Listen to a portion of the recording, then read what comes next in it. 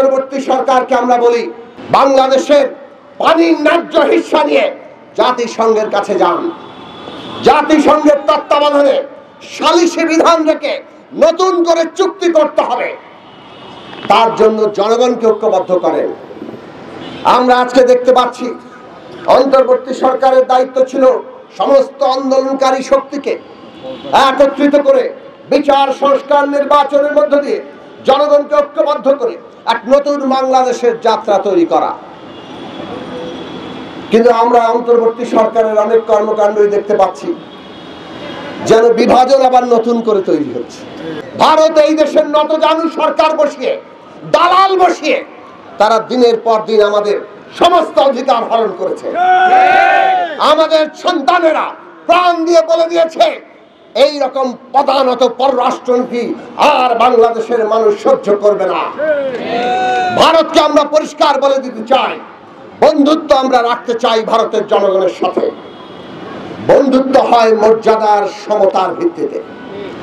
আপনারা আমাদের সমস্ত অধিকার কেড়ে নেবেন আর তাকে বন্ধুত্ব বলবেন। আমরা ওইটাকে বন্ধুত্ব বলি না, ওটা দাসত্ব। ওইটা শেখ হাসিনা করতে পারে, বাংলাদেশের মানুষ যে করবে না সেটা আমাদের আগামী প্রজন্ম দেখিয়ে দিয়ে গেছে। তাহলে ফরাক্কা বাংলাদেশের যেমন ক্ষতি করেছে ভয়ঙ্কর ভাবে, আমাদের দীর্ঘমেয়াদী মরুকরণ, আমাদের একেবারে প্রাণের যে প্রথম মরুচক্রিকা সবকিছু ধ্বংস করে দিচ্ছে, প্রাণের পুরো চক্রকে ধ্বংস করে দিচ্ছে। ওই ফরাক্কার বাঁধের কারণে সুন্দরবন গিয়ে তার প্রভাব পড়ছে। সেই ধাক্কা থেকে ভারত, পশ্চিম বাংলা, বিহার, এমনকি উত্তরপ্রদেশে রক্ষা পাচ্ছে।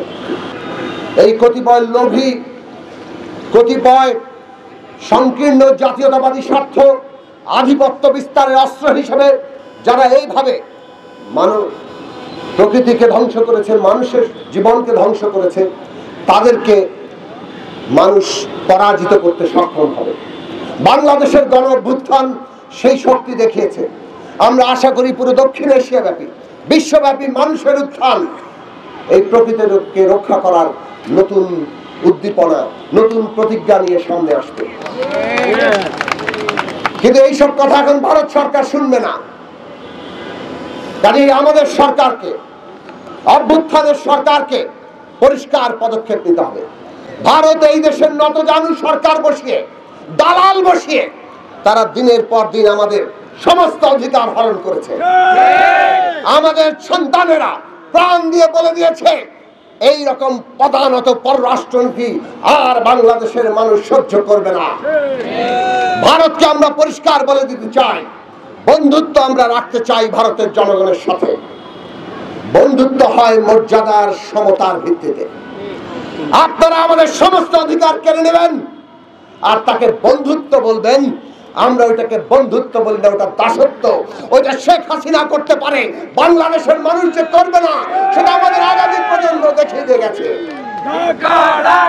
আর সেই শক্তির উপর দাঁড়িয়ে অন্তর্বর্তী সরকারকে আমরা বলি, বাংলাদেশের পানির ন্যায্য হিস্সা নিয়ে জাতিসংঘের কাছে যান।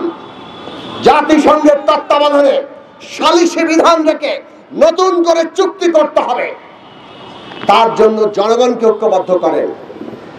আমরা আজকে দেখতে পাচ্ছি অন্তর্বর্তী সরকারের দায়িত্ব ছিল সমস্ত আন্দোলনকারী শক্তিকে একত্রিত করে বিচার, সংস্কার, নির্বাচনের মধ্য দিয়ে জনগণকে ঐক্যবদ্ধ করে এক নতুন বাংলাদেশের যাত্রা তৈরি করা। কিন্তু আমরা অন্তর্বর্তী সরকারের অনেক কর্মকাণ্ডই দেখতে পাচ্ছি যেন বিভাজন আবার নতুন করে তৈরি হচ্ছে। আপনারা তো কোনো রাজনৈতিক পক্ষ নন, আপনারা এমন কোনো আচরণ করবেন না যে জনগণের মধ্যে, আন্দোলনকারী শক্তিগুলোর মধ্যে, যাদের সমর্থনে আপনারা আজকে এই দায়িত্বে আছেন রাষ্ট্র পরিচালনা, তাদের মধ্যে অনৈক্য তৈরি হয়। সুতরাং জনগণকে ঐক্যবদ্ধ রাখতে হলে গণতান্ত্রিক রাজনৈতিক ব্যবস্থা লাগবে। তার জন্য বিচার দরকার, তার জন্য সংস্কার দরকার, তার জন্য নির্বাচন দরকার। বিচার, সংস্কার, নির্বাচন একসাথে চলতে হবে। এই তিনটার মধ্যে কোনো বিরোধ তৈরি করে অন্য কোনো মতলব বাংলাদেশের মানুষ গ্রহণ করবে না। কাজেই আমরা পরিষ্কার করে বলতে চাই, এই তিন কাজ অতি দ্রুত রোড ম্যাপ ঘোষণা করেন।